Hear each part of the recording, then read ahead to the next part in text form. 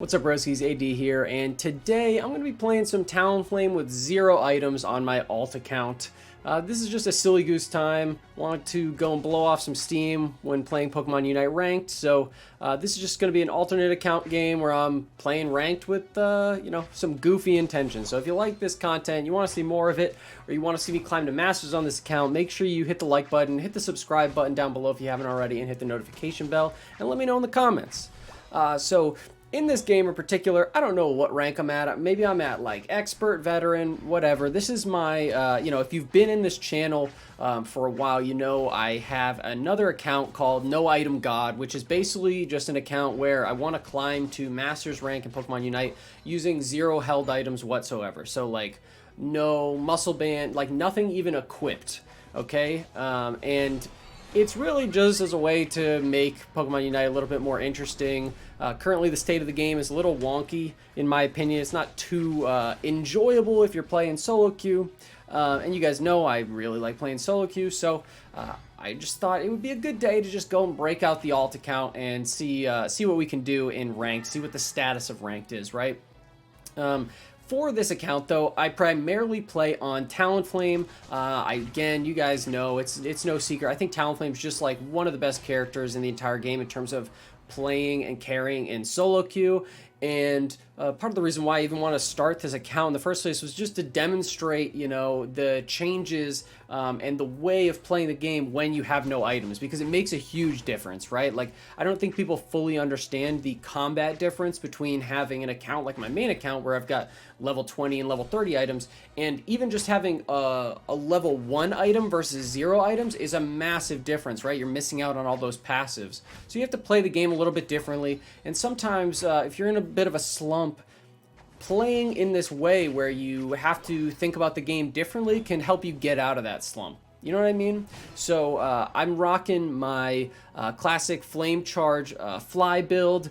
Again, I don't have Score Shield or anything that I can like abuse in order to like score with the Flame Charge build, but it still is such an effective move set when you are trying to carry games and sneak around the map and rotate around the map playing Talonflame in Pokemon Unite. If you don't know, I have a bunch of Talonflame builds on my channel. I love Talonflame, so you can go check those out for like the full item builds. Normally I'd be running like a Score Shield, Buddy Bearer, and goodness, what else do I usually run? Oh, like maybe an Aos cookie or something, just trying to do like a score spammy build. But in this case, obviously, we got no items.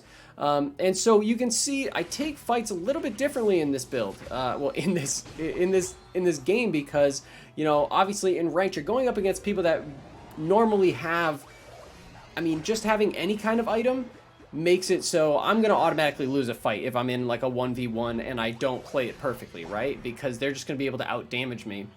So I have to rely on, watching my move cooldowns, rotating around the map, and like trying to set up plays and create opportunities for myself that are going to give me an advantage in a fight rather than just being able to brute force it if I was playing like an actual full build.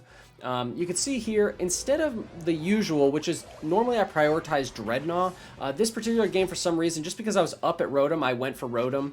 I think that Decidueye is just like an absolute sitting duck, both in the literal sense of the word, in that it is a bird, and in the, symbolic sense of the word, in that it is super weak until late game. I think it's a priority target for ganks, and so I saw the Decidueye sitting up top, and I said, I'm going to go take you out. How about that? So we did that. We got Rotom. We rotated back down. We lost the Dreadnought, which it's just one of those things I'm never comfortable with it. And the reason why I like to focus Dreadnought, even in silly games like this, is when you are ahead, you want to be able to, the main goal is to keep the enemy team behind as much as possible, right? So especially when you're in lower ranked games, it is so much more beneficial, in my opinion, to go and give your team that blanket experience lead, so that even if they aren't necessarily the best players, it gives them every possible advantage if they are in a fight with a more skilled player, right? And that comes from that experience lead. So by going and getting Rotom, it's like, yeah, we scored top, but what does that actually accomplish? Well, in this case, we didn't get punished too hard for it, but normally it's like, okay, the Audinos spawn up top lane for the enemy team to be able to farm them easier, get more experience. And then we traded off Dreadnought, which means that any kind of experience lead that we had manufactured in the early game from those ganks and stuff, I don't want to say it's fully canceled out, but the gap has been closed, so it's not as if I have as much of a lead as I did previously. So just random tip out there for you. I still think personally that Dreadnought is still the go-to in terms of priority, just because getting that level lead is so crucial when you want to win a game. But I guess that's a video for another time. As far as like how I actually like think about playing these games, right? You'll see that sometimes I'll go in or I'll use one ability and I'll be sitting there and I'll just be waiting. And that is me knowing, okay, Talonflame, even when you have a full item build, there is no situation in which you want to be sticking around inside of a team fight without your abilities up, because you're toast. You're going to be, you know, a roast chicken dinner for the enemy team. Here, my team didn't let me score my 44, so I'm like, all right, I'm scoring my 44 before I take this next fight because I'm below half HP. So I let them go by. I score. I know I have Unite move, so I can go and set up a play if I'm behind them. I missed the Charizard because the Charizard goes down, but we secure the kills on the other people, and then we're able to go and pick up Dreadnought as well. Top lane wins their fight because they've been snowballed ahead thanks to those early skirmishes, and now we are really firmly in control of the map, right? We've gotten that Dreadnought. We've kind of canceled out the Dreadnought that they got early game, and now we have both of the inners, both of the outer goals taken and one of the inners. So we're in a super prime spot to win this game. At this point, in my opinion, it really isn't about pushing your lead. It's more about maintaining your lead, right? Like, don't let the enemy team get simple points. Try to prevent their big hitters from being able to farm across the map. So like bot lane, for example, they're getting charged on, but we've got Rotom spawning soon, and we know that there's some experience across the map. We want to go and take advantage of that while going and making sure, hey, let's try and, like this, we go and we get Charizard's eject button. That's going to be down for, what, 70 seconds, so that's not going to be up for the Unite, that's not going to be up for the Zapdos fight. Same thing with this. Decidueye pops his Unite move.